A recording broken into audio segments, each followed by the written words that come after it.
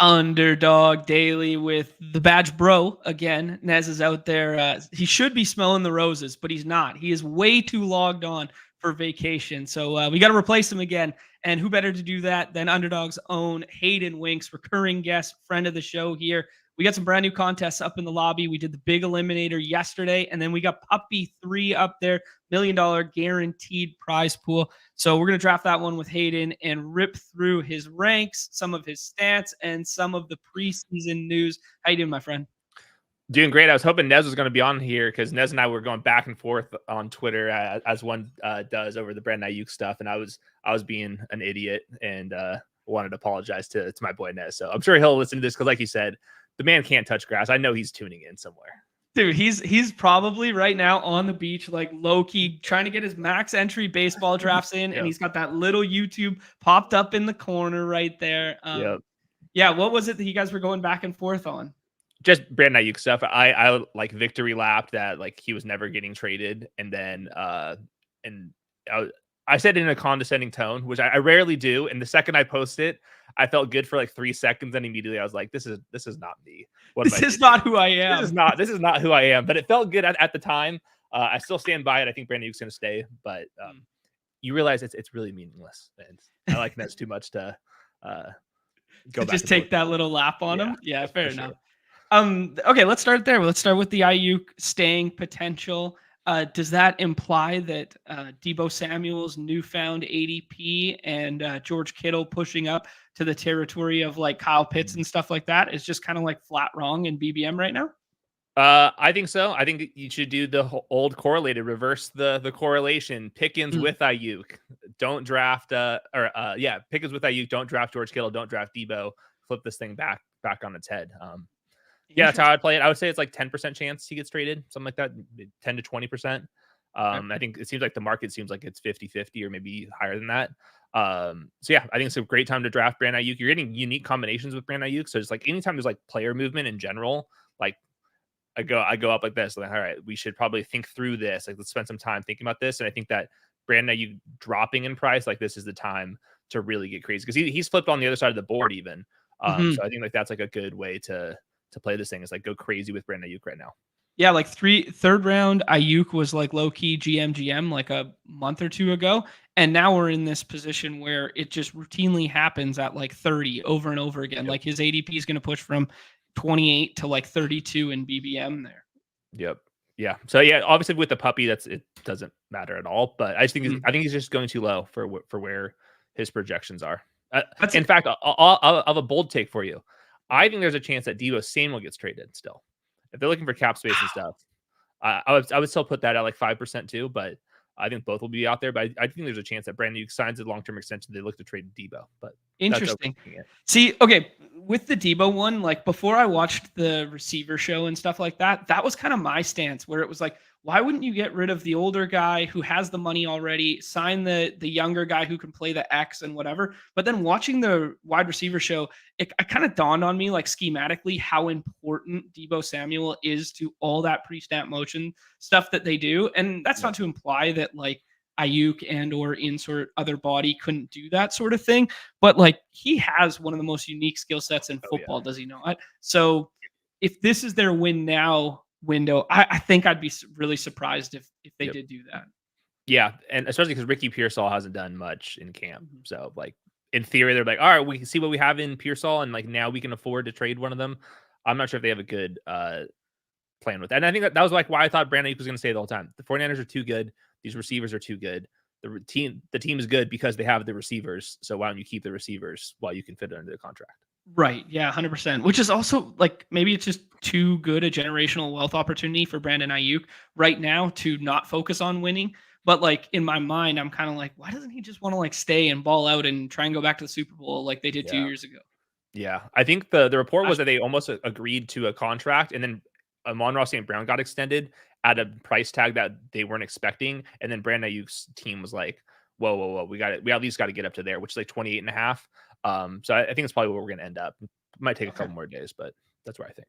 Okay, cool. Well, I guess that naturally funnels into some other conversation about guys at the top of the board. I uploaded your ranks here for the puppy, and you still have CeeDee Lamb number 1. So I guess that bodes the question of, you're not concerned about potential holdout. I'm thinking through him, I'm thinking through Chase, I'm thinking through Aiyuk. We're not concerned with these kind of targets right now.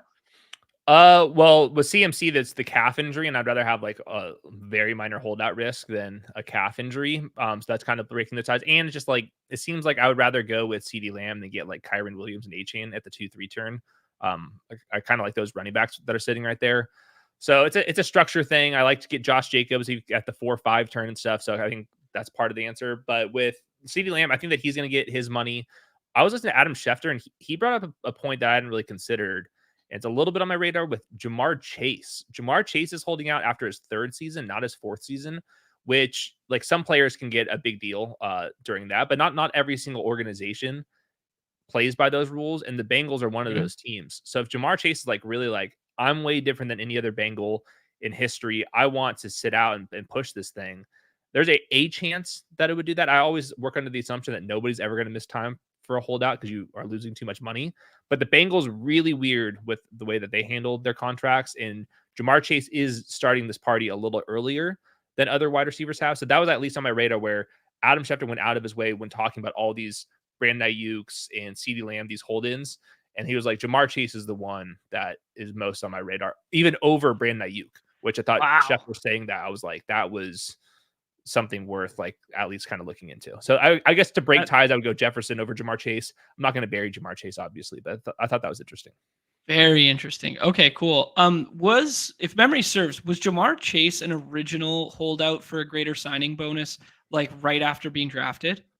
Was he one of those guys? He might have been, because the Bengals are really weird with their guaranteed contracts, and Jamar Chase he also sat out for some part of the COVID. There was something weird going back then too. So I don't know. The Bengals are just really weird with how they handle their contracts. So we'll see. Okay, very interesting. I don't think it's going to matter. Right, sure. But the stance of Jefferson over Aiyuk right now kind of over Justin Jefferson over Chase kind of funnels us in an obvious direction here because we've had so much Vikings news over the last couple of days there. The Aren't You Worried meme about Sam Darnold, KOC offense, you kind of had a glowing review of their first preseason game there. Do we think we're losing some ceiling potential outcome for Justin Jefferson because of the absence of JJ McCarthy and potentially Jordan Addison alongside him? No, I think that Sam Darnold still has the similar ceiling to like JJ McCarthy. I think that you lose some floor because now like he was the quarterback too. If Sam Darnold like completely falls flat, and at least you had like the comfort of JJ. But I don't think many quarterbacks are going to fall flat with KOC and Justin Jefferson. I think that's like kind of like just the infrastructure is just too good with the Vikings. Like the defense is very hit and miss. Dome games. Look at the teams. You have the Lions, the Packers, and the Bears in the division. You're going to be chasing points the entire season. And Sam Darnold looked way more comfortable. It was obviously just a couple snaps there, but made a couple really nice throws, got him on the run. So he's not some statue quarterback. So I think in fantasy, he makes a lot of sense, especially in best ball like BBM, where he was not getting drafted. This is a time to, I think, really chase him up the board. He was one of my favorite pairings and weekly winners with Justin Jefferson. So yeah, Justin Jefferson's too good. And like Nick Mullins and Josh Dobbs were top 5 fantasy quarterbacks without Justin Jefferson. Like the infrastructure is just like too good for Sam Darnold to not be heavily in the mix. Yeah, no, that's entirely fair. I actually think back last year, some of those daily street ones where we were pushing up like Nick Mullins and we were pushing him into like draftable territory. And then I also think back to, this was week 18 of last year with the BRs and stuff like that, where we were so excited for Sam Darnold to start with the Niners. And it was like, we were pushing him up into that draftable territory on redacted. He was going to be the cash game Stone Min quarterback. So, I mean, there is reason to be bullish after like some new tutelage, some new eyes on him over the last 2 years. And now he comes into like his most favorable setting that he's ever played in, I guess we could say. Yeah, for sure. And yeah, he's been in this like Shanahan operation. And as a reminder, like Brock Purdy to Jared Goff, like these aren't like, they're good quarterbacks. These aren't absolute world beaters. And they are literally like 1, 2, 3, 4 in EPA per play every year. Like it's the system. And when you have the wide receivers, and they obviously do. So I don't think that Sam Darnold has to be that good to be fantasy relevant, because he also runs around. Like that's a big part of Sam Darnold's game. So he would be like somebody, him, Jordan Mason, some Andre Yoshivov, like the guys that were going undrafted for a large part of BBM. these are the guys where you just chase them up the board, even if you don't feel like you're getting the best price tag, just because no matter what, their ownership is capped just throughout the entire tournament. Yeah, no, I like the shout on the weekly winner size too, because I still got like 40 slows going right now. And I mean, I can't imagine Sam Darnold's more than 8% in that Oh, contest, you maybe have to 5%. chase them. Yeah, Yeah. for sure. So I think I'll force the issue a couple times there, because I was routinely taking Jefferson over Chase over that front end tier as Mhm. well. So I already have a lot of Justin Jefferson to pair him with. So maybe just And a lot of even like I would consider like going Justin Jefferson first overall and pairing him with Sam Darnold all the Mhm. time, because a lot of the Justin Jefferson teams, even if they were stacking it, they would be stacking him more often than not with JJ McCarthy. So like even with the stacked Justin Jefferson teams are being cut in half, but based off of which quarterback it is. So Very interesting. That's something that the gal brain in me is needed to hear, because that's exactly what I'm gonna start doing with these what can go slows. wrong? Being Yeah. the Sam Darnold Bowl. Yeah, what could possibly go wrong? Well, I don't know. I'm now that we're top of mind here. Minnesota, because I was saying to you before we started the show that I've been targeting the early weeks with some of those weekly winners. We get at Giants, then you get San Francisco, which could be a shootout, then you get Houston, which could be a shootout, then you get at Green Bay, then you get the Jets and a bye. So I mean, like, that's not the most terrible schedule to ape in with Sam Darnold Mhm. there. Yep, I agree. Yeah, I mean, like, what can go as wrong? yeah, as a team, they could go like 1-4, but from a Who fantasy cares? standpoint, I don't give a shit. Let's chase some points, right? Yeah. Their backup situation's really bad. Even like the Cowboys beat reporters, they were theorizing if Trey Lance is going to get like shipped out there to be the quarterback too, because the Vikings had interest in it in Trey Lance, and Trey Lance is garbage. Like it's going to be Sam Darnold for 17 games.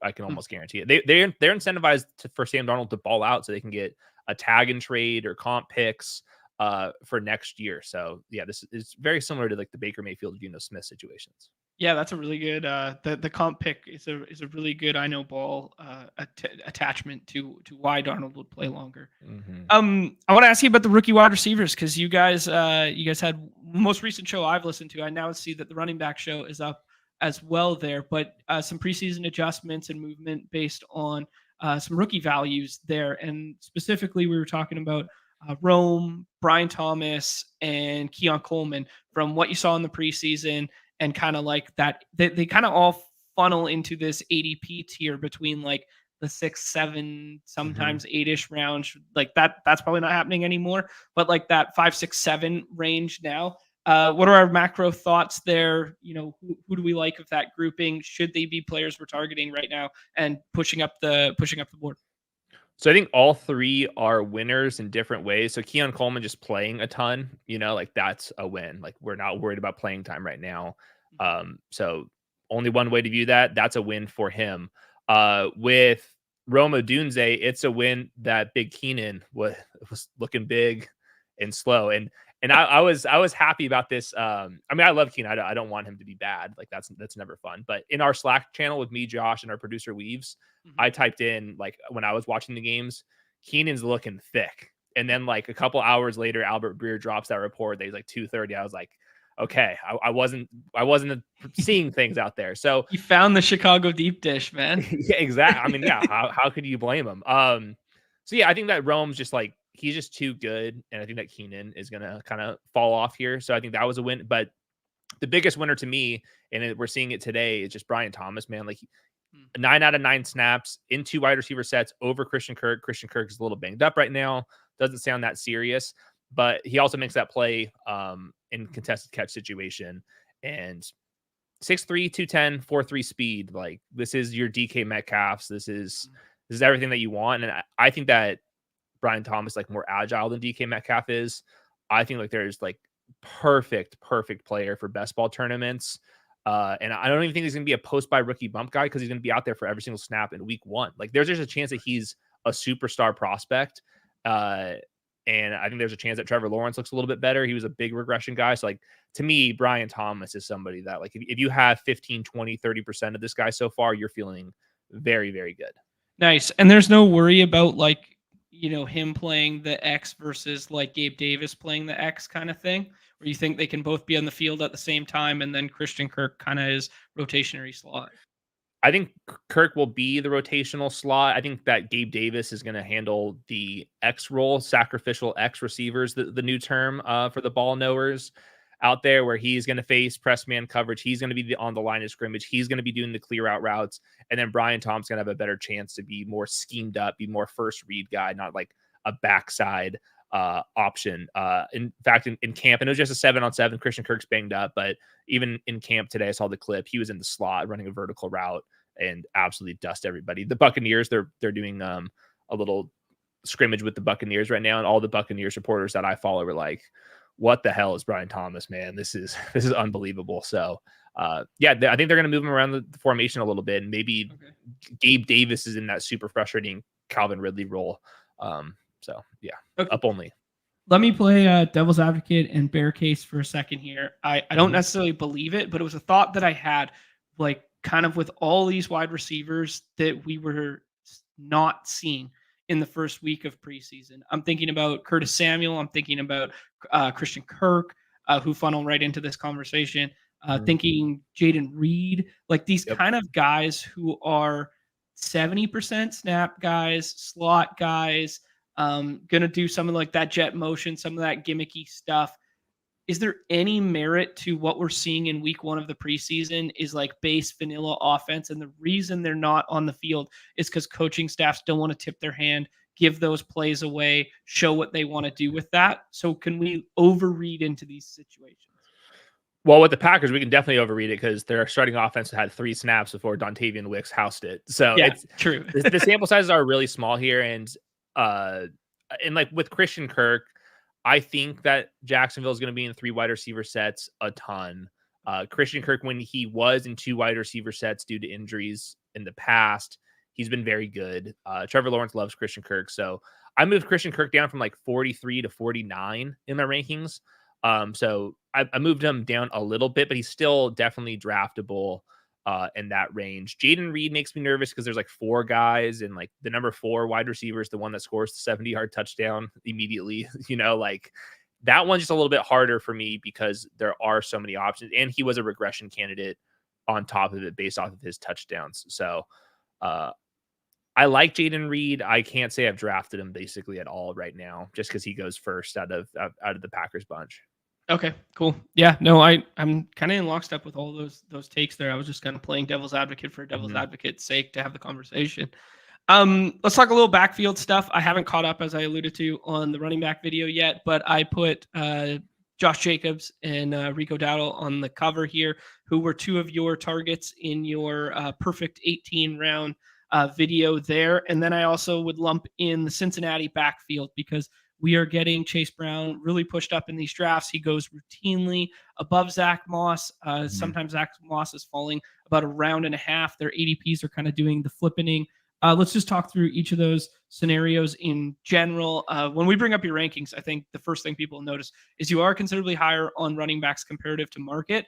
And I think the way in which draft rooms have been playing out in recent memory, or at least in my experience right now, is I'm really landing on some ugly ass running back rooms because there is nobody that I want to click after 53-ish, kind of like Ray Davis at 51 or, Antonio Gibson at 52, kind of fine as like a 5th running back. And then I'm really just grasping at straws. Yeah. I've noticed the same thing. Like if you look at my exposures, I have a bunch of early running backs, and like all of these really late dart throw guys haven't been really going through them because I have a bunch of 4 running back teams, which I have not had in a long time. But if I can get like Zach Moss as my RB4, James Carr as my RB3, and then it's Josh Jacobs and Breece Hall or something like that, like enough. Like I don't need to play this 0 RB game. Just the price tags are a little bit different. So with Josh Jacobs, I thought he was a big winner. Marshawn Lloyd was the RB3. He was the RB3 in the family night scrimmage that the Packers do. He's been the RB3 in training camp. He's only out there for a snap before having a hamstring injury, not his first injury of the offseason as well. The Packers like what they see with Marshawn Lloyd, but they also acknowledge he has not been out there for very long. And then LaFleur didn't play A.J. Dillon during his rookie season. He had like 46 snaps. A.J. Dillon was behind Jamal Williams, who everybody's trying to run out of town. So I think Marshawn Lloyd is like maybe the biggest loser just because like the injuries, and they seem to like A.J. Dillon a little bit more than the market does. But if AJ Dillon's a number 2 and not Marshawn Lloyd for Josh Jacobs, that's humongous because AJ Dillon's obviously not a receiving threat. So Josh Jacobs, I just never understood why you should go in round 5. Yeah, no, you and I have been in lockstep since day one on that one. So Josh Jacobs is amongst my highest owned running backs right now. So, and I'm feeling good about it. I'm not crazy overweight. It's like 15% or something like that. But it's like I like those builds a lot more when I have 2 running backs in the first 5 rounds, and he's kind of like one that falls considerable. Nobody wants him. Now. Nobody wants him. We played this game in 2022, and he was like the best asset out there. I think I heard Silva and Levitan, and I think that they said that they moved Jacobs to like 30th overall. Like, don't quote me on the exact number. I'm not sure if that was like their official public rankings or if that was Silva's or what it is. But if that's the case, like, bye round 5, Josh Jacobs. If he's sitting there in any draft right now, his ADP is only going to go way up. I believe that was in Silva's top 150 and may have been home league focused, because I think you're referencing the man versus machine pod when they were discussing it, kind of like that. They've brought him up a couple times. I feel like I heard it in yesterday. They had a show that aired, but if they did move him up, I would understand why, and I do think that he's multiple rounds underpriced. Their most recent update is RB12. 48th overall, slightly ahead of ADP by 2 or 3 spots, but still behind Patrick Mahomes, Amari Cooper, and adjacent to Keenan Allen and George Pickens. They moved him ahead of James Cook, though. I mean, maybe that's another one we could talk about there, where there's been some really bullish Ray Davis talk and the fumbles being an issue in quotations for James Cook, and then some talk about the reason they were so reliant on the run last year and running things through Josh Allen is because they needed to win games. They needed to win games now, and they didn't have the skill set around him to not do that. Yeah, this one's always tough. I know James Cook is good. He got more usage than I was expecting last year. It was a great pick then. I still am working under the assumption, like, where is his path to like a really meaningful upside? And like when he goes right next to Josh Jacobs, like I can tell you the path to Josh Jacobs' upside. Like he gets the ball 300 times and the Packers are really good.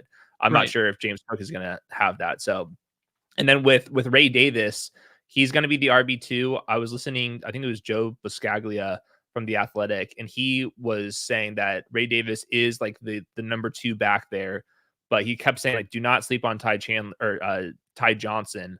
The team really likes him, and that if something ever happened to James Cook, it would probably be a committee between the two. So I draft Ray Davis. I think he's fine where his price tag is, but I don't think he's like the Zach Charbonnet, Tyler Algier type of handcuffs where like they're for sure the number 1, like by far bell cow type of back. I think it would be a little bit more 60-40, which is still plenty because he'll be the goal line back and he can catch passes. But I would not put him in like too high of a tier just because it sounds like it would be a committee approach, which has been the Josh Allen MO for the last couple of years.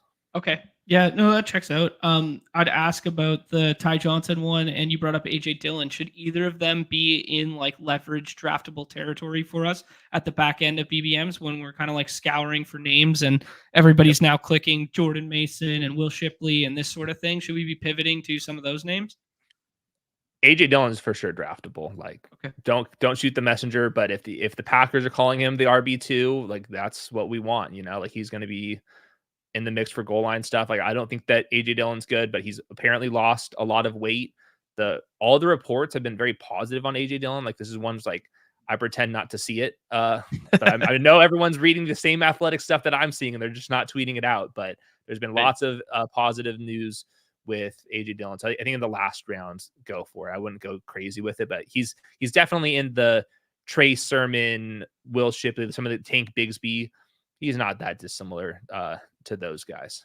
Right. And then they also didn't have to give him money, and they chose to give him money and bring him back. Like they could have just let him walk.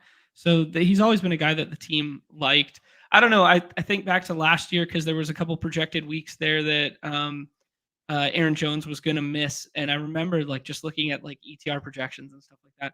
And those weeks where he was potentially missing, he was just popping. Like he was way up in there.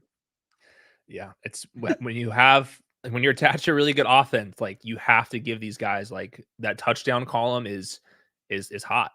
So we'll see. I'm not like completely ruling out Marshawn Lloyd, but he was a boom bust prospect coming out. He had his warts, and so far, it's not been looking great for him. Yeah, fair enough. I mean, you got to watch him for a year with SC there, right? So I mean, super talented. Just like fumbles the ball, had a transfer, was an older prospect, like kind of bounces things to the perimeter a lot. Like he's so talented that like he usually would pick up lots of yards with that. And then also he was like in the Caleb Williams like air raid spread out offense, not a bunch of like heavy boxes where you had like read things out. The lanes were just kind of open for him. So maybe a little bit of adjustment period. Like I wouldn't be surprised if he's like next year is like a 16th round pick, 15th round pick, and like that we're all like hammer him. He's too good for that, but this year's kind of a waste. Okay, cool. Yeah, that comparison sounded a little Jalen Righty, where it's like we can't trust what we saw last year because of the lanes just being so vacant. Like, yes, he can look explosive and he can look like pretty good and shifty, but like the lanes, the way the offense is schematically, those lanes were just presented to him. Yep, I agree. Okay, I got a couple selfish ones here. I've kind of fallen in love with some gross targets, and I don't know if it's just because I've seen it before or because I'm lacking a third eye for some ceiling potential in the later rounds here. But I have been the guy who is single-handedly responsible for pushing up TJ Hawkinson's ADP, Nick Chubb's ADP, and Justin Fields' ADP. You dog. Yeah, it's gross. I promised it was gross. You did. You let warning. Yeah, their injuries are so severe, man. Like that's the hard part. With Nick Chubb, I think my main concern is like the offense that he's used to is no longer there. It's I think completely changed the Browns. I think like we saw down the stretch last year, I think they're going to be one of the most pass heavy teams in the league. So even if Nick Chubb is back, he's not going to play on passing downs. The team's going to pass the ball a ton. Hawkinson's interesting for sure because there's a chance Jordan Addison gets suspended in like December or something like that. We know that's not going to happen in September or October. So if he does get suspended, it most likely would be in December. And that's when TJ Hawkinson would be at full strength. So like all of a sudden you're kind of chopping the targets into a different direction. So I think that Hawkinson's fine. His ADP has kind of halted where he like tight end 15, tight end 16, like around 140, 150. I think that's like the spot where I would be mixing him in. Okay. Yeah, I mean, like for me, it's been kind of like a structural thing where it's been like I've been pretty elite tight endy, and then I was just tacking him on as like if I do get through, because we've talked about so much, especially this is a very BBM specific take for what it's worth, but we've kind of talked so much about like the separation and so let me think about it like this. The condensement of ownership come the playoff weeks is always situated around outlying onesies, right? And the ones in which are most likely to do that would be the elite tight ends, right? As the separator guy you need at that back end. We saw it with Mark Andrews 2 years ago, or was it last year? Anyways, who cares? Yeah, 2 years ago. And Laporta, right? This last year was Laporta? Yeah.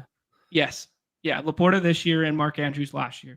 And my thought process is how do you differentiate those combos in the most intelligent way if I'm routinely clicking premium tight end?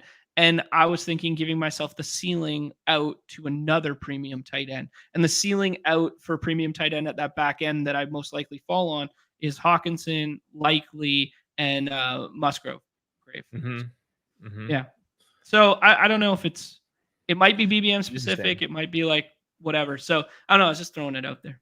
Yeah, I would almost think that, and I haven't drafted too much Hawkinson because there's a couple of late round tight ends that I really like. But like, is Hawkinson, I have Dallas Goedert, Hawkinson, and Colby Parkinson. And I'm like, okay, I'm hoping Parkinson and Goddard can keep me afloat, but they don't provide the ceiling that I need. And now like Hawkinson's my tight end 3.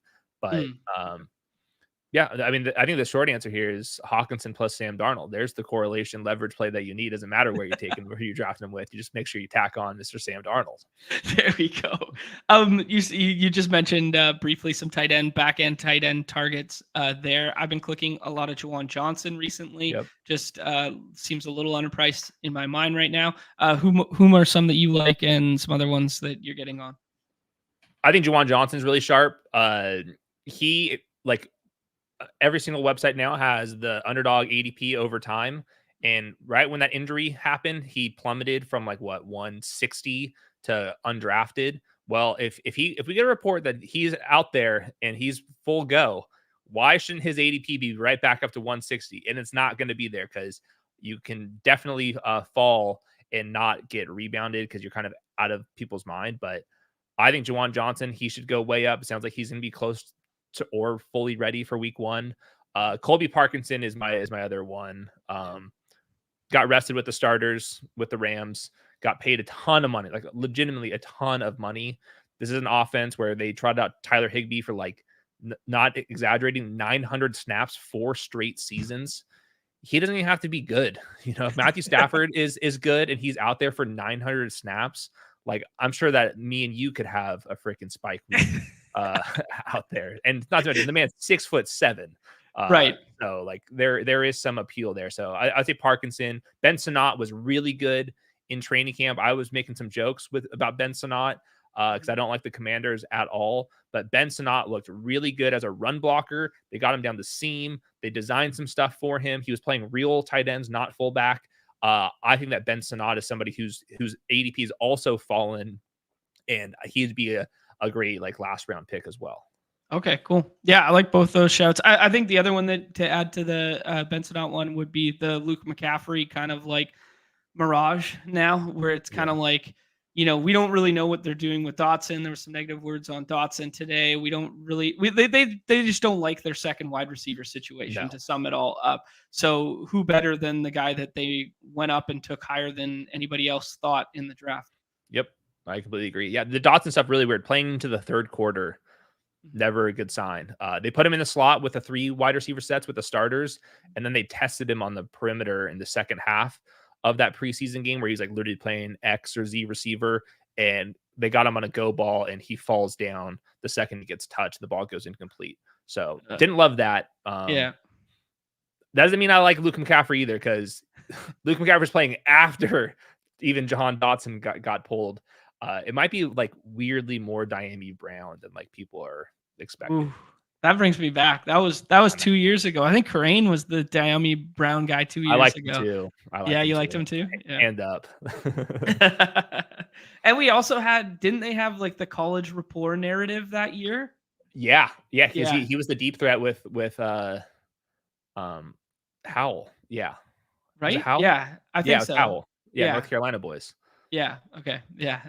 I was making sure I didn't make that up in my head. I tend to make up some narratives in my head. No, we can get Diami Brown can get all the narratives he can get. I'll ask you about tonight, and then we'll hop into draft here. We got start of preseason week 2. We got Pats and Eagles tonight. Is there anything in particular that you will have your eye on for this one? I've been quite outspoken about everybody loves the backstack of the May and some of the New England darts at the back. I'm low-key on team. You're just taking zeros, and maybe he ends up being, maybe the Polk to May combo ends up being, the guys you need. But I got my fair share of zeros here with Justin Fields, Nick Chubb, and TJ Hawkinson. So who am I to say? But that's kind of where I've been at. I'm very excited to see them play more than one series of simply handing off the ball tonight. But what do you like tonight? You said it right there. I would like to see Drake May on a real pass concept. That would be nice.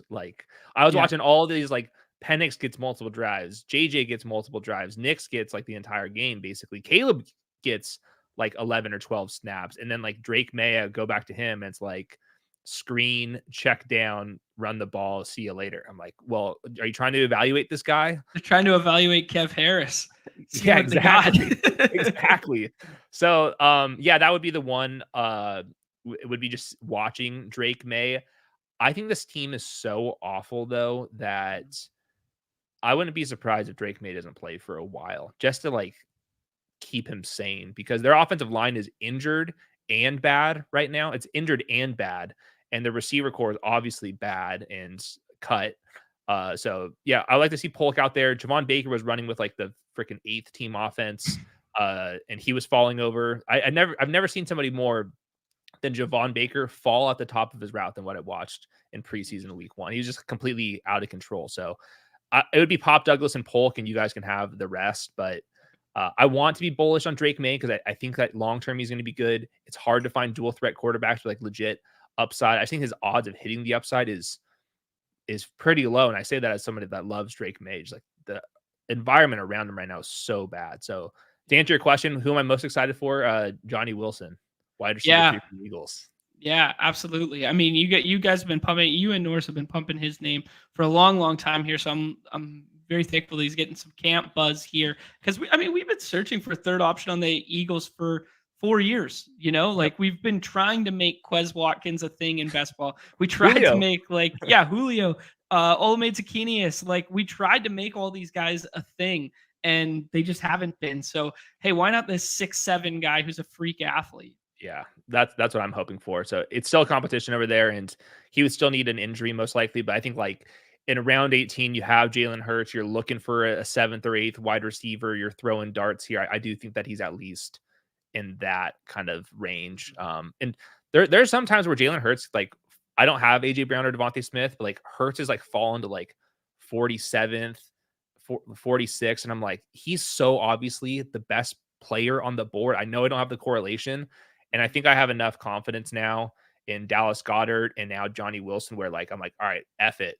I know he's just way better than freaking Terry McLaurin at fantasy football and Keenan Allen, that I have to take this man, even without the correlation. So call me sick in the head because I'm drafting a quarterback without the correlation, but maybe Johnny Wilson is the guy you need in week 17. Ooh.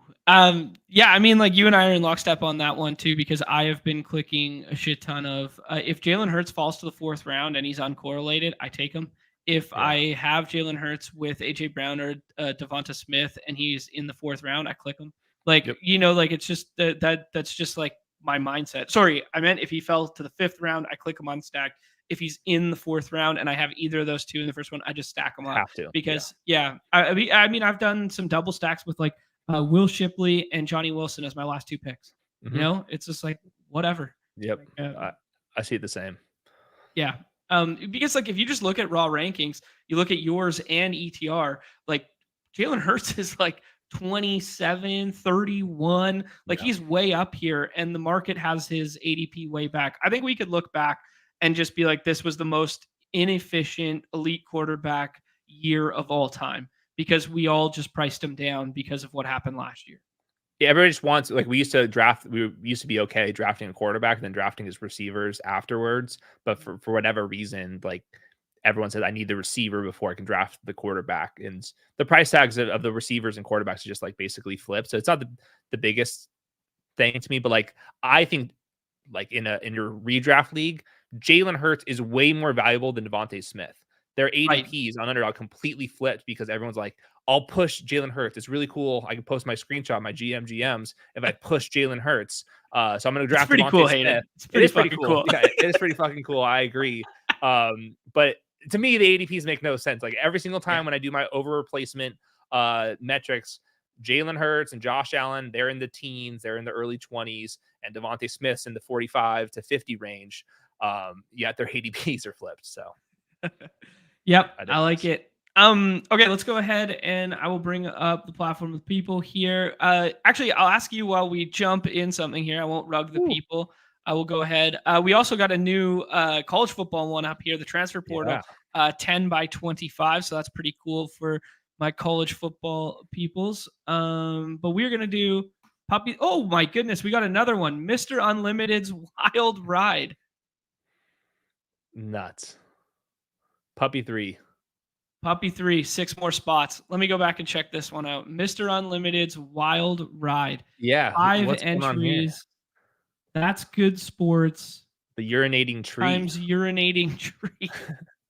I mean, we're making things up nowadays. I have no idea what's going on here, but it's a 5 max with a $10 price point. That sounds a lot of fun to me. Yeah, I need to do some investigating to see what's going on with that. But yeah, I would say Oh. best ball's booming when we have the piss tree in the lobby. You would say so. Yeah. Evergreen reminder to the people that the Badge Bros Brawl is going to be coming. I think it's going to be coming next week at some point in time. I do not want to definitively say which day, but I think we're going to do when Nez gets back next week. I think we owe it to the people to do the hashtag list and do a full update on the platform of people's best players. I got an amendment to Mount Rushmore right now that I've already chiseled in stone, guaranteed amendment to Mount Rushmore. But then I think we're going to couple that with either Off and On the Clock or with the list show, and hopefully do Badge Bros Brawl pending what's going on the platform here. So I'm still taking requests format wise. These are 20-second clocks, Hayden. We got the double influencers on, so we go influencer 101. I got your ranks in. It says CeeDee Lamb. Let's do it. All right, let's do it. Indeed. Yeah, it's and you really alluded tough, to man. CMC versus CeeDee Lamb. I think it's just good news if you have either one of them. Right. Are you a proponent of front end of the draft board? Do you like the way your teams turn out comparatively to back end? Yeah, for sure. 11, 12, 13, 14, like who the hell are you even putting there in your rankings? Like that's like, I mean, it's just disgusting. I went full YOLO mode on my rankings this last time with Kyren Williams, put him at like 12th overall or something like that, because all these guys in round 2 have no floor, like their floor is like pretty mediocre and like detrimental. And which one of these guys like truly has a ceiling that like really makes you make it move? And I think Kyren Williams does, and like versus a lot of these receivers and stuff. So I'm not drafting him there. Otherwise I would have 80% exposure to Kyren. So I'm still trying to make this logical, but I do think that Kyren Williams ceiling just runs laps over everyone else in this kind of range. Yeah, you, me, and Easy are in that camp, because my favorite screenshots all year long have been around Kyren Williams paired with 2 elite wide receivers from the front end there, primarily Justin Jefferson being one of them. Those have been kind of like my favorite teams thus far. This is very interesting, though, that you bring up, searching for floor or something like that in the second round. I made the argument yesterday. This is a time box contest, so it doesn't apply here. But I will talk through like the BBM. I think it is bad. I would rather push up Kyren Williams to that 12-13 than I would rather push up Cooper Kupp, even though Cooper Kupp's ADP is higher, blah, blah, blah, because I know in BBM that Cooper Kupp exists on that side of the board in the 3rd and 4th round, whereas Kyren maybe once in a blue moon, but not to the same magnitude. So I was making the kind of like bull case that the type of players we should be pushing up there would be Kyren opposed to Kupp. Interesting. Yeah, I have both of them up in my actual rankings, but every single time they're available in the 3rd round, I want them. I think my favorite thing to do at the 2-3 or the 1-2 turn is just like get really funky with it and try to grab 2 players that have only been in the middle part of the 2nd round together. So like that would be like Nico Collins, for example, Olave, Jonathan Taylor, Olave. If you like Olave, I'm not a big Olave guy, but yeah, those like there's like 6 or 7 names that always draft in the middle of the 2nd round. Like those are the ones that I would be pulling up there. This is the brand. GA, this is the brand, dude. You do it smartly, and you have some fun with it. So yeah, I mean, a big thing for me, I said this on one of our recent shows, that like I never want drafting to become a chore, to become a job, to become a whatever. Like I play a lot, and yes, I would like to win compared to lose. Like don't get me wrong, but like I want drafting to stay fresh, to stay fun. I don't want to wake up in the morning and be like, holy shit, I'm on the clock in how many drafts? Like, I never want to have that feeling. And what keeps it fresh for me is some of this Galbrainy shit. Oh yeah. There you go. There's your influence right away. Kyren up to 20 in this draft. We're seeing a lot of the running backs go higher in the time box contest here. I don't know if that's contest specific or draft. That's really odd to me. Specific. Maybe it's because I retweeted it and it's all my running back bros that watch our channel. I don't think it's that. I think most of the time with puppies, the ADPs for the wide receivers go back up again. It's like, all right, in the BBM drafts, the running backs start moving up, and then the second we draft a puppy, here comes all the wide receivers again because the sickos out there smash 150 drafts and get their wide receivers priced up again. I think we're going to really like this spot here. Oh, yeah. I mean, like, I'm good with Kupp, Neighbors, Aiyuk, and then I think it's kind of a tier break. I notice you got Mike Evans below. Who would you like? How about Kupp and Aiyuk and see if we can get like Pickens and put them together. Ooh, both of them fall, and yep. I think they're correlated if there's no trade. I like that. All right, let's do it. Yeah, you get ceiling outcome from both players if they're not moved for one another. Mm-hmm. That's a pretty sharp one there. The other way you could have done it earlier was on the right-hand side of the board if you had like Aiyuk, Pickens, and Amari Cooper. Like those were kind of like the 3 rumored trade assets in a line there. Did Amari's price tag ever move? Not really. No, Not really? He kind of just hovered around that 40 the whole time. He was a faller like early.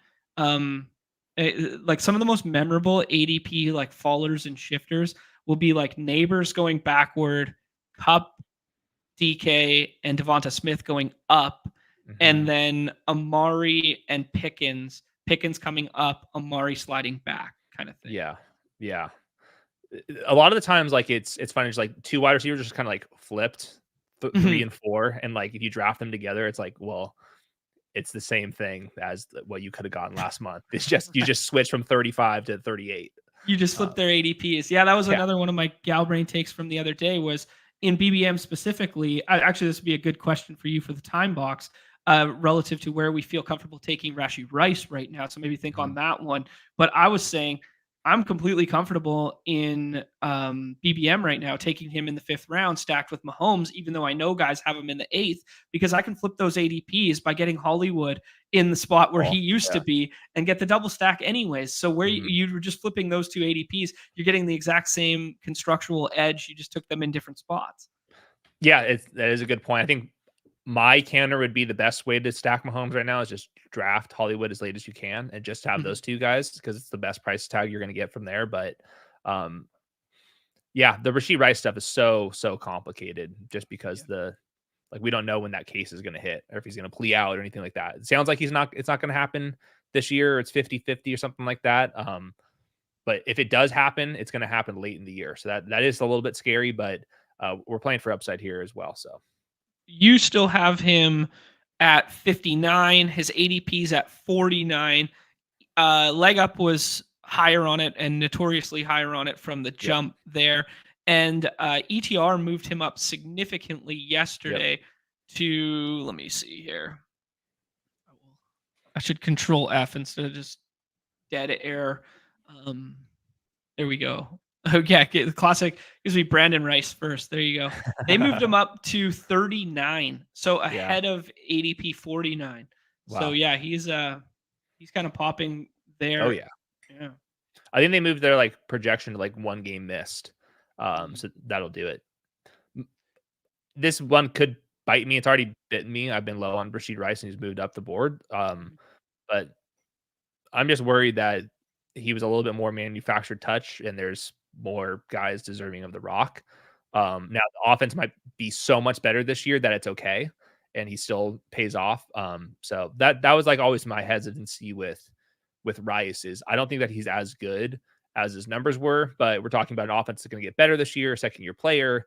And the 2 other guys that they're adding to the competition are really tiny and they can miss time. They've actually missed time in practice. So there's a lot of ways for me to be completely wrong on this one, but I've been very underweight on Rashee Rice and it's probably been my biggest off-season mistake so far, but we'll see. We'll see when onto the field, if he's actually a dominant number 1 or if last year was kind of like a process of competing against Sky Moore and the boys. Sky Moore and the boys being Kadarius Toney. Yeah, exactly. Very interesting start from Hodge here, kind of, maybe hedging his wide receiver early bags there, pushing up Achane, doing something like this, putting Laporta in there, putting himself at a great disadvantage at wide receiver, see if he lands the plane. Our guy is currently still on the board, fingers crossed here. Anyone else jumping out to you? It would be Jacobs and Pickens if they're there. This would be kind of like we called our shot on the last turn that we both like Jacobs and that Pickens is correlated to Brandon Aiyuk. So I mean, this would be landing the plane through 5. This right here might be one of my favorite 5 starts. Yeah. I love this so much. This is you and I are very structurally same through the first 5 rounds here with some of our ideology. I think I'm a Neighbors over Ayuk guy, and I do take Neighbors there with the Cup one more frequently than Ayuk. But like this is a fun start. Yeah, it really is. Yeah, I've been drafting a ton of Neighbors. He's so damn good. He's gonna get the ball a ton, and I think that Daniel Jones is also pretty mispriced. What's your thoughts on like these players where it seems like we take the lens of he's gonna be bad, and then like the argument is like, well, if he's bad, then he gets benched, and I'm like, well, what if he's good, which would help us win? Then he's not gonna get benched, and like, aren't we supposed to paint the picture that like things are going well? It just Well, seems like there's yeah, some players and a lot of the time it's the quarterback position because people don't like quarterbacks. And it's like, okay, Daniel Jones. Well, if he sucks, then he's gonna get pulled. If Russell Wilson sucks, he's gonna get pulled. Well, like, yeah, if they suck, then my team sucks. So I don't right, really yeah. care. Like I'm trying to envision like what do I win when I win? And I feel like with Daniel Jones, we've seen him be pretty solid. So I want to paint the picture of if he's good, then he's not benched. And if Malik Neighbors is good, then Daniel Jones is gonna look good. Right, exactly. And like the cardinal rule, like we just throw it out the window, like you draft like you're right. Like that was the OG 101 of rules was you draft like you're right. Yep, So I agree. Yeah, it's just weird. Like, there's a couple players where it's everyone like looks at the lens like if he's bad, then then he's a bad pick. Well, of course, if the assumption is that he stinks, then yeah. he's going to be a bad Sam Darnold. If he sucks, then he's going to be a bad pick. Yeah, I agree. If he does suck, he is going to suck. But what if you're wrong? Yeah, that's so true. One other one, a lot of people like Anthony Richardson this year. You have him behind CJ Stroud here. I have been a proponent of setting myself up to take Kyler over Anthony Richardson, so I haven't ended up with a ton there Mhm. either. But what goes into the Anthony Richardson ranking? Maybe the people in the draft right now are following closely to your rankings because he's off the board and these other guys have been pushed up, or he's not off the board and Mhm. Shroud and Kyler have been pushed up. I still draft a ton of Anthony Richardson.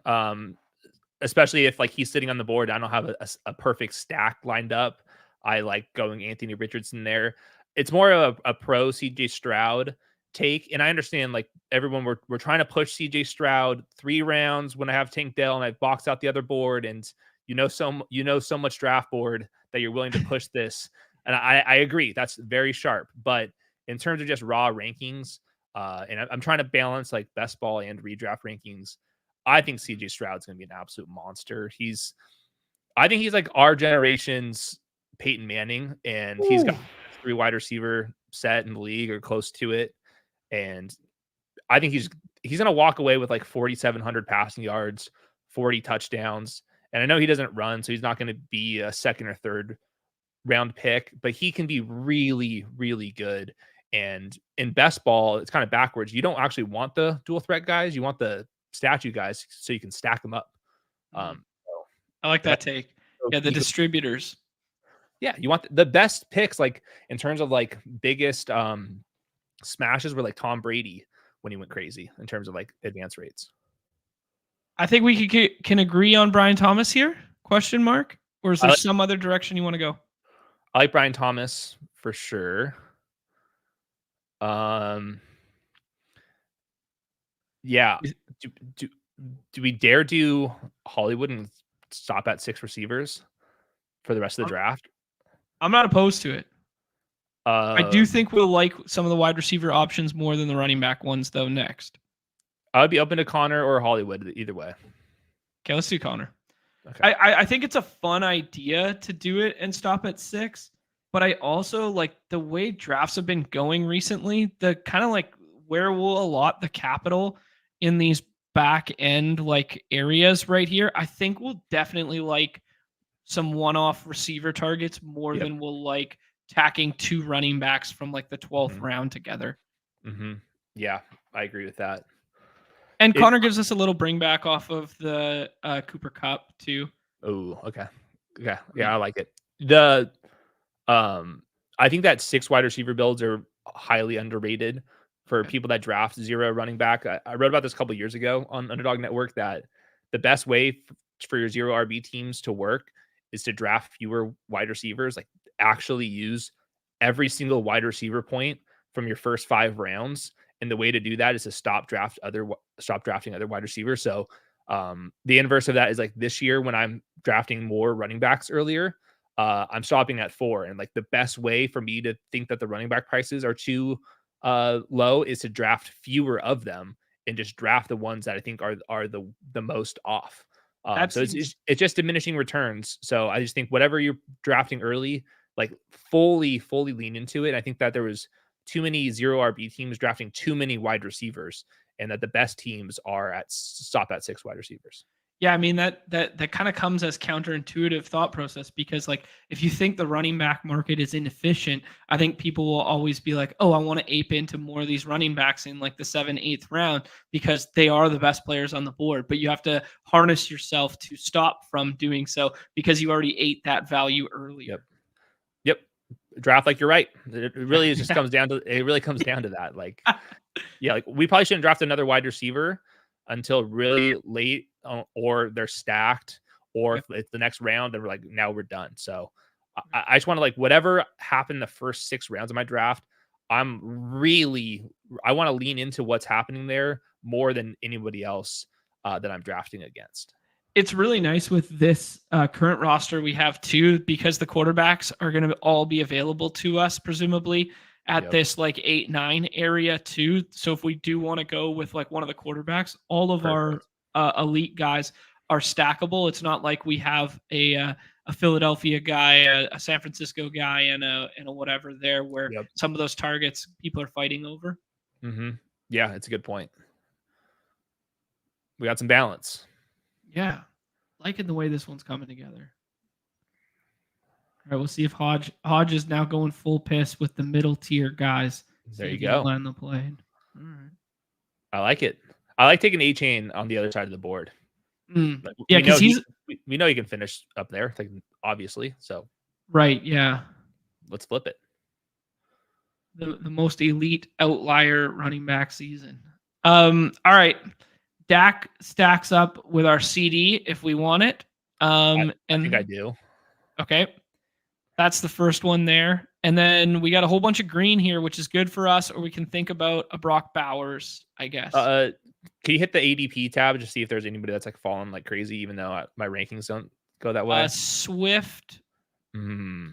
Pick your favorite running back of the group. I think I'm Swift over Moss right now. All right, that works. Let's roll with it. I think I am Swift over Moss right now. Maybe I'm a little ETR pilled. They've liked Swift kind of like all along kind of deal, but I find myself clicking Swift for whatever reason, just a bet on that offense. But the more I think about it, I just kind of like, I want a piece of that Bengals backfield, and I don't really care which one wins most of the time. So I think it's hard to go wrong with either of those there. Yeah, I think Zach Moss is another target right now at these prices. Just nothing's changed, like some reports from Chase Brown from like Weatherman at practice. It's never from the reporters that we actually tune into. It's always like freaking ABC7 local guy, and like all of a sudden he's the insider. He's the voice of reason. Yeah, that's the guy. Okay, all right. Yeah. I'm sure that won't end well. Yeah. Have you considered 8 for 8 snaps and 5 for 10 on the ground in the first preseason game while Zach Moss was ill? Yeah. Yeah. So we'll see. I think it's too early to tell, but I think with the Cowboys and the Bengals in particular, I'm not going to fault anyone for just targeting that, because I think collectively it's underpriced. I'm way overweight Rico Dowdle and Zach Moss, like 5-1 versus their counterparts. So I'm taking a huge stand there. Okay. But I could be wrong. But I draft too much Zach Moss in general, and I want to keep doing that as his price tag declines.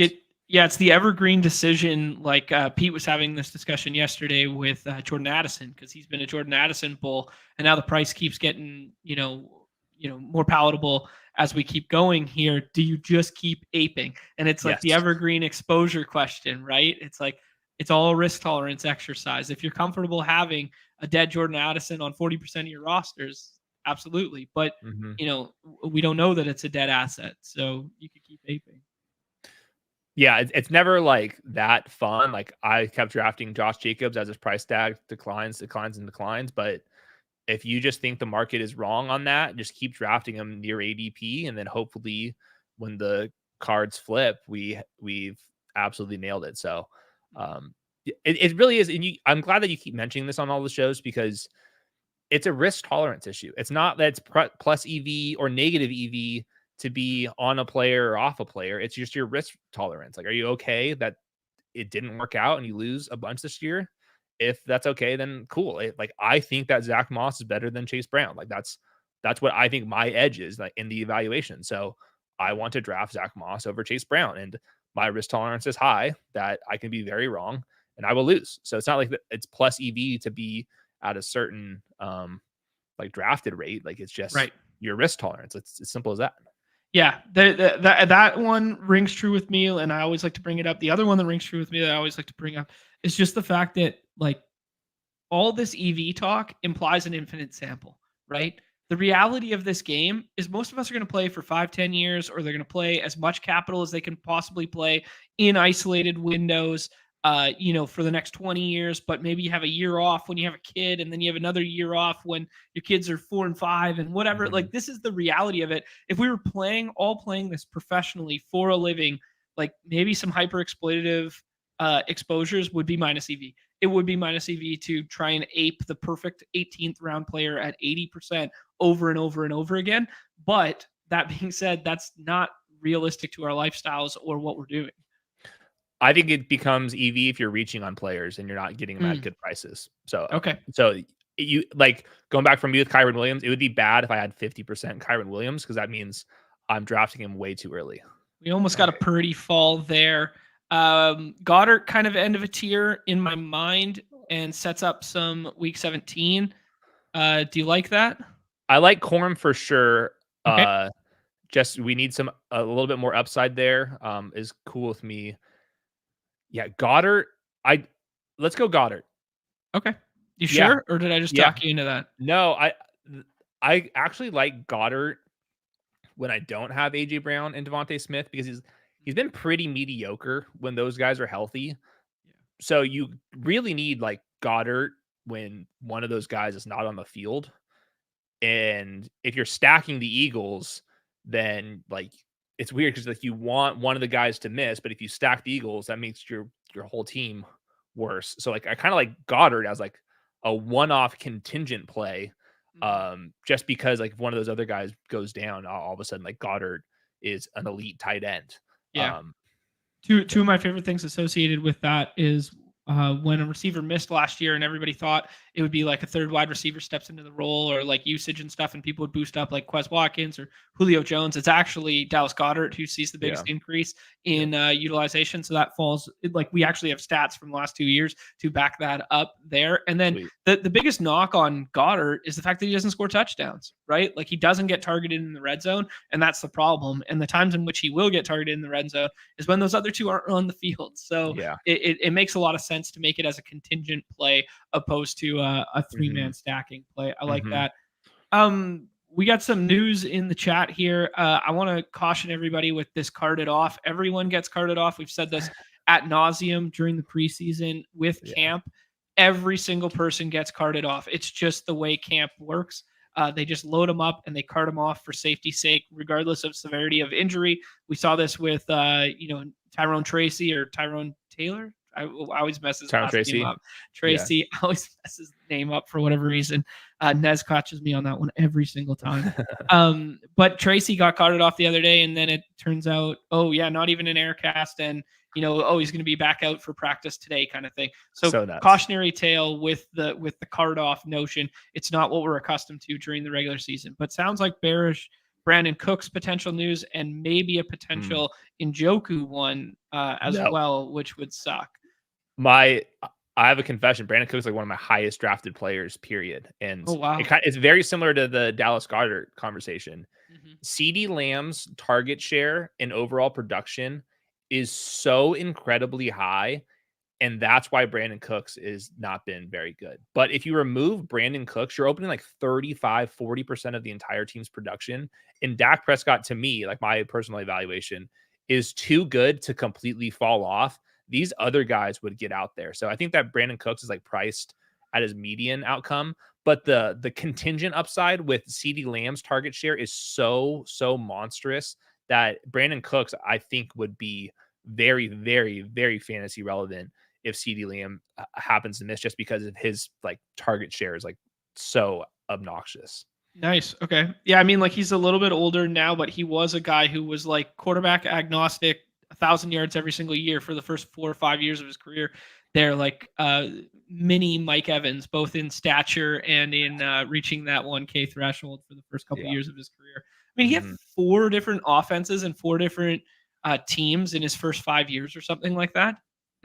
Yeah, Saints, Rams, Patriots. Yeah, Traded all the time. Makes no sense. He's like a good guy too. Like I don't know why he's the one that keeps getting right. shifted around. And I see the comments like he's bad. Yeah, on a per target basis, he was not getting the looks that CeeDee Lamb was. Like no question about that. He ran hot in touchdowns, but that's part of being on a good offense. You know, like this is like to me, it's more of a Dak Prescott take than a Brandon Cooks take. Like I'm not arguing that Brandon Cooks like some phenomenal player. Matthew Stafford to us kind of right at ADP and stacks up with our Quorum and Cup. That one feels good for sure. I think we're both in on Rams, and then let's make this next one. You make the one here. I will go back to your ranks. Let's see. Musgrave is interesting to me. Yeah, Musgrave or Chuba. I feel like who's our running backs? I feel like we have 3. The Chuba one. Yeah, we got I 4. Agree. Okay, let's do the Musgrave. Let's go Luke. Yeah, I like doing this with tight end and buying this kind of like middle tier and using Goddard kind of like not as an elite, but just kind of like 2 mid-tier guys where you're like palatable price points and we're good with it. Yep.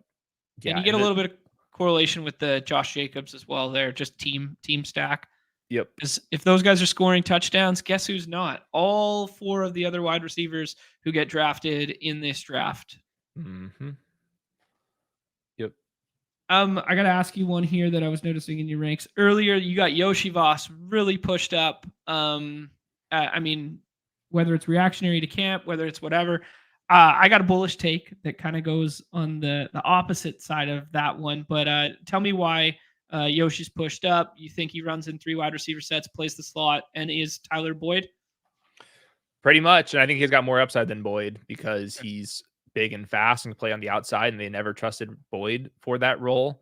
The Jamar Chase holdout risk, I guess, is the feather in his cap. But yeah, I just think that it's leverage for best ball mania because he wasn't getting drafted, and he can play on the outside if something happens to one of the top 2 guys. And all the reports have been saying that he's going to be the one to go in the slot, but he's big and fast, and he was super productive in college. So it's like one of these guys where there's a lot of Puka kind of to this profile. He would need injuries to happen to even sniff what Puka did. But the offense is good. He has inside-outside versatility, big and fast and productive as a college prospect. Like I think this is the type of guy you want to draft. I still draft Jermaine Burton though, because if you're allowed to draft 4 or 5 Broncos, 4 or 5 Giants wide receivers, you can certainly draft 4 Bengals wide receivers. And I think Burton still has like an upside case. Yeah, so my upside case with the Burton, I've been buying the Burton dip right now, is that if they want this offense to be as explosive as possible, like maybe I'm too low on Yoshi and like just don't know enough about him.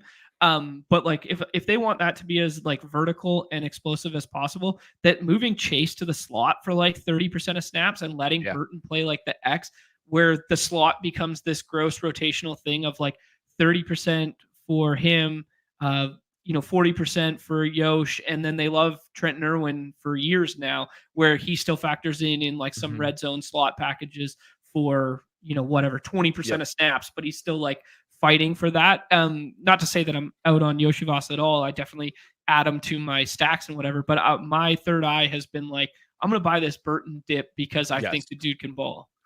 Yeah, I think I moved Burton down in my ranking because I love Burton the prospect. And he absolutely, I mean, stuttered and go twice in this preseason game. One back shoulder, one just right by you for a touchdown. Also had another nice catch underneath as well. So really optimistic on Jermaine Burton long term.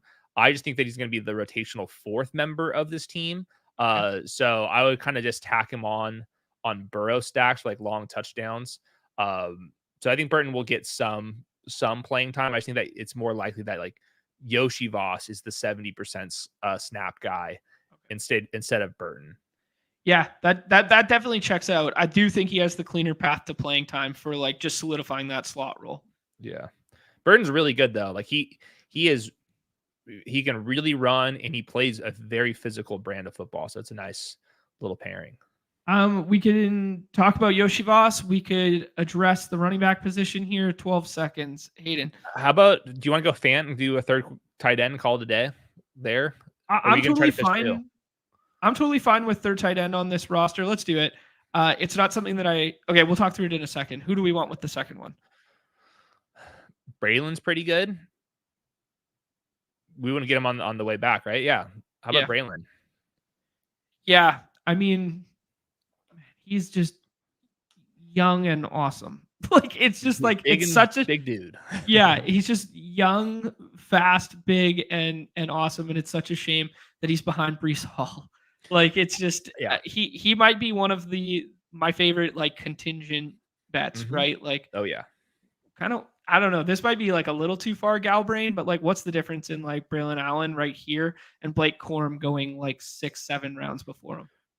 Yeah, it would be more faith in the Rams and pass catching, but yeah, it's very similar. I think Braylon Allen's very similar to Tyler Algier, that kind of range. And if you're not drafting the elite running backs, I highly recommend drafting the elite running backs backups because you're kind of two birds with one stone at that point. So I'm overweight Algier because I don't have a bunch of Bijan. I'll get some Braylon Allen on the teams I don't have Breece Hall. Tons of Blake Corum on no Kyron Williams team. So just like, drafting all the backups is my favorite way to play it. Yeah, cool. I like that. What I was going to say on the third tight end, I'm really into the notion of three tight ends this year, especially when I'm kind of allotting like 5 at the onesies, and I'm even taking a third quarterback. Like I did one earlier today with Jalen Hurts on it, and I actually took a third quarterback because I took Justin Fields as the other one, and then I took like a free stacked Derek Carr, which is just something I wasn't doing last year because in every draft I'm kind of like mentally 5 allotted to the onesies or whatever. But in this one in particular, I think I would have pushed Noah Fant and then I would have taken like Parkinson as a stack in like 17 or something like that. But there wasn't anyone jumping off the page for us from the wide receiver position because I think Yoshi Voss would still be there for us, who is your next ranked wide receiver at 192. Yeah, Parkinson would have been the sharper move. I like Noah Fant's projection over the course of the season a little bit more, but yeah, with stacking the price, it was just a really like all these names right here. Just, I mean, yuck. At the 15th round is the new scroll the F down. Like it's just once you get this little threshold of like 14, 15, you can just kind of go wherever. Yeah. Yeah, I agree. Let me float you a couple ones. Okay, let's ask what Jacob wants to know. You got any thoughts on Casey Washington right now? If you made up that name, you would have fooled me. I got nothing. He's a late breakout, like older wide receiver who's kind of like fighting for that third, fourth, whatever Atlanta role now that Rondale Moore's done and Ray McLeod's getting like some steam or something like that. Yeah, it sounds like Ray McLeod was the slot receiver from the get-go, even before Rondale's injury. So I'm guessing they're going to go that way. I do draft some Darnell Mooney, just like they're going to be out there a ton. He's got a decent contract. He can run fast. So if you get lucky that he runs fast by some defenders over the course of the year, that you can kind of hopefully those end in touchdowns. So yeah, I'm a little bit nervous about these Falcons. Like they're lots of injuries on the defense now. Really weird draft. It's a very weird organization. So I've been drafting too many of them. Yeah, I think the biggest one looming for me is the Michael Penix usurping Cousins at some Kirko, point, yeah. and all of our triple Falcon stacks are dead. Yeah. I think we should probably address wide receiver here. We only got 5 still on the roster. You got Hyatt as your highest ranked one there. Running I'm cool with backs. Hyatt. Cool with Hyatt? Yeah, I'm cool with Hyatt. Okay. That can be one. That sets us up for 2-5, 6-3. Is there any quarterback that we have stacked? Like, is DJ available? DJ's gone. Yeah, DJ's gone. I think, unless you're Estimate. Yeah, I mean, yeah, whoever's at the top of the queue, Estimate, CEH, it's all fine with me. Okay. Do you prefer Estimate to Tank Bigsby to them, or is it just kind of like, yeah, I have to rank hands them? up? Yeah, it's hands up at that point. Yeah, I think Estimate, if you're like need somebody to like potentially end up in a flex spot, I think he's the better bet. Okay. I did like that he in the preseason game, he caught 3 passes. They weren't like easy receptions either. There was a nickel blitz on the opposite side from where he was standing in shotgun, and he was able to identify it and when pick that thing up. So there's a chance that if Samaje Perine gets released, that he could potentially be the like big pass protector guy, Okay. which is like something. I Yeah. know like that's not his college profile, but Jaleel McLaughlin can't pass protect, so you can't make him the third down guy. You could make Javonte Williams a third down guy, which is I moved Javonte up my ranking, so I think there's an opportunity there. But I'm not ruling out that like Audric Estime becomes the fine. I'll keep Bo Nix afloat and then catch a couple passes out there. Even though he's a big guy and didn't get used like that, I think there's a chance that they want to go young. And I at least liked what I saw from the preseason if that is going to be his role. Isn't that low key? I mean, maybe I'm making this up, but isn't that low key the Kyron Williams at Notre Dame path as well, where he was not pass pro, but then once he got to this level, they felt comfortable to leave him out there for third down and be pass pro? Kyron was like Mr. Pass Pro in college, but it never made sense because he was so small. Right. And I think the thing that caught everybody off guard is that he's been able to like handle such a big workload. So yeah, it's interesting what Sean Payton's going to do here. That he was playing mind games with us with the preseason this last game. I have a feeling Bo Nix gets the start this next weekend, and like whatever they have in the first team offense is like what we should expect this time around. Maybe with the exception of Samaje Perine, who maybe they're looking to trade. I think he's just going to get released. But if they put Audric Estime on third downs this next game and like they see what he looks like on a screen or makes another like nice block and pass protection, I think that's like pretty bullish for like his path to snaps. Okay, cool. Let me ask you about some names going in this draft. There was a bullish report on Justice Hill. Any interest? I think he's like round 18. Like, I mean, he's been drafted probably like 2% of the time. It's really low. Yeah. He's like very clearly their RB2, and not that like that's been like super productive, but he's in the mix. He seems like a team captain type of guy for them, so yeah, they've liked him for years. Yeah, and I haven't heard a single update from Keaton Mitchell. That was a very serious injury that he's coming back from. It would not be a surprise to me if they have to redshirt him this year. Good shout. Yeah, he was the guy who was going earlier, and then Justice Hill wasn't going, and now they've kind of flipped those roles based on some bullish reporting there. Have you seen a single report from Keaton? Like I haven't even seen that name on my timeline. No, in a very long time. Yeah, no, I haven't seen anything. The most recent one on the site here is from a month ago. I haven't seen it come across the timeline at all. Yeah. Nothing 32 beat, nothing like that. Interesting. I think the last pick here should be wide receiver. We lost Jordan Whittington as a potential stack partner there. 2-6-6-3. I'll hear you out though if you want something else.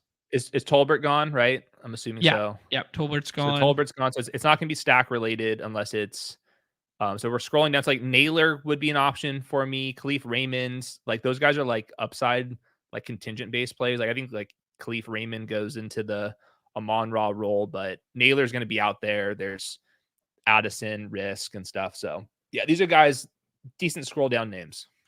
Yeah, I mean, I'm trying to find some new ones here because my guys have gone by the wayside here, Hayden. Like Jordan Mason's getting steamed up here. Jordan Whittington's getting steamed up here. Yeah. I'm seeing a Jake Bobo scroll. This is hilarious because I think Hodge just had to Ryan. land. He had to land the naked Sam Darnold or Sam Howell because I think he typed in Sam and then clicked the wrong one because of the 20-second clock here. That's right. That's good So stuff. this is a pretty sharp way to do it here to tack on a little Jake Bobo. Love to see that one. A couple If he more. wins, that would be the most legendary thing I think that ever happened in the best ball streets. The misclick to low owns stack with the Bobo. Wow. That's crazy. That's good stuff. Historical anomalies saying that the Keaton surgery was on December 30th. So that's kind of like all we have to work off of right now. Multi-ligament. Yeah, it's not good. Okay. Some of these names at the back end here, like Quentin Johnson, RIP, was going in like the 150s, 160s. Now he's available back here. Alan Lazard has a scroll the F down here. Yeah. Wiley is a scroll the F down. Any names kind of like coming out to you that seem good and or bad? I'm seeing a lot of bad names. I'll buy the dip on Marvin Mims. I think that was mind games with what Sean Payton did. So we'll have more confirmation this week, but I'd buy the dip on him. I think some of these quarterbacks, like saving a bullet for your last 3 rounds on a quarterback, seems like pretty smart to me. Just like Bo Nix is gonna accumulate fantasy points. Is he gonna be the guy you need? Unlikely, but there's a lot of names that I'm seeing some of those wide receivers that people are drafting. Like, I mean, they're not going to be on the field. Like, they need to be on the field to score fantasy points. Colby Parkinson, like him, the fact that he still goes undrafted to me is like nuts. $22 million and going to be a full-time player on a really good offense. Like, to me, it's saving a spot for a tight end or quarterback and not like trying to really galaxy brain a number 4, number 5 wide receiver on a team. Yeah, it's a good shout because some of these guys that went undrafted, like Dawson Knox is going to have a role. Tucker Kraft, like, we were taking him in like the 180s there at one point in time. Like the peck might not be as crazy as we thought, and he might not start the year on the pup. I mean, I'm not sure I can vouch for the corpse of Zach Ertz at this point in time, but he's definitely going to play the first 4 weeks or whatever. And what about the quarterbacks? Who's available on the quarterbacks that went undrafted here? Nix, May, Russ Wilson. Yeah. Like these guys are going to be on the football field, at some point. So, and you can get like some correlation with the quarterback. So I'm very open to 3 quarterbacks here. So you were right. Us going Fant instead of Parkinson was the most panicked pick that we had. Those after ADP, I do like Noah Fant. Mm-hmm. But yeah, saving a bullet for Colby Parkinson would have been the move to make. Because if we 2v2 it here, Noah Fant at 14 instead of Jalen Naylor in 18. So you can get Parkinson in 18. And in the 14 here, we could have taken Tolbert. Would have stacked it up. Tolbert that would have been. Yeah, that'd been pretty good. Yoshi Voss, Jalen McMillan, Demarcus Robinson. Mm-hmm. Yeah, you live and you learn. But if we're 2v2ing 14 and 18 round picks, and that's our worst decision on the board, I would say that's pretty good draft. Yeah, no, I think we had a really good one here. We'll tie a bow on it there. Actually, I need you to throw out at least one more scroll F down name because we are going to need some crazy ones getting in here. Like, is Eric Gray now in draftable territory after the preseason show out? Ray McLeod, Johnny Wilson we talked about. You threw out the Khalif Raymond one. Who else could potentially? Khalif Raymond upside with, I think he would be a Monroe St. Brown if something ever happened to him. Okay. He's interesting. I mean, CH was the RB2 in the first preseason game. Like this is still the Chiefs, so he would be on my list. Johnny Wilson. Can you scroll down a little bit more? Oh, yes, Hayden. Yes, I can. Let's get to scrolling here. Alexander Madison, disgusting, but he's definitely draftable. Odell's maybe my sickest pick. He has not practiced yet, and it doesn't seem like he's close to returning. I don't even know what his injury is, so that's never good. But the Dolphins put up points, and they don't have a legit third wide receiver unless it is Odell Beckham. So he would be interesting to me. Josh Reynolds, I guess, Van Jefferson, I guess. Yeah, Carson Steele is the one, I guess. Yeah. Carson Steele's that's the freak one, you know. Like I would give it one more week, but if he's making the roster, Carson Steele, like I would be curious. Yeah, the one about Carson Steele is, does he just turn into like Kyle Juszczyk? Does he turn into I think it'll be a running back. Michael Burton, like that kind of like, hybridy, like, yeah. Josh is yelling at me that we have a show to record. I know, Josh. I know. Apologies. I did not know. I did not know. No, we have 2 minutes, Josh. I'll be right back. I'll do the rapid fire here. I'll do the rapid fire finish. I will selfishly ask you, 2 of my Scrolly F downs in the weekly winners have been Miles Sanders and Jamal Williams for front-loaded early week production. Am I crazy? Jamal, I would much rather have Jamal Williams. Alvin Kamara's missed a little bit of practice time. It would be Jamal Williams for me. Okay. Yeah. Beautiful. All right, tie a bow on this bad boy. We still got almost 300 of us hanging out. If you are here because of Hayden, I do not blame you. But if you want to keep hanging out in the future, this is Badge Bros channel. Hit that like, subscribe, notification. We go live 2 p.m. Eastern every single weekday, doing something on Underdog. Primarily football focused right now, but we will mix in some baseball, some basketball, all the good stuff. If people are playing it on the platform of the people, we are drafting it with the people. Wow, I just fucking made that up, and that goes hard. That goes hard. That was good. You landed the plane on the whole episode. We did. I'm not even going to read the team now because we landed the plane. If you want to see the team, I will tag this in the video here, but it's really nice. We started with Jacobs and 5 wide receivers. It was a beautiful thing. Pleasure as always, Hayden. Appreciate you doing this when you do not have to for us. Much love, my friend. No, I always love doing this. We'll be on Fantasy Flock, I believe, is our show that we're about to record right now. So nice. Yeah, go support Mason. I'm sure you guys are all watching. Sure Somebody's watching them a lot. I'll leave it at that. So I'll see you around, John. All right, everybody's favorite time of the show, the end. Peace.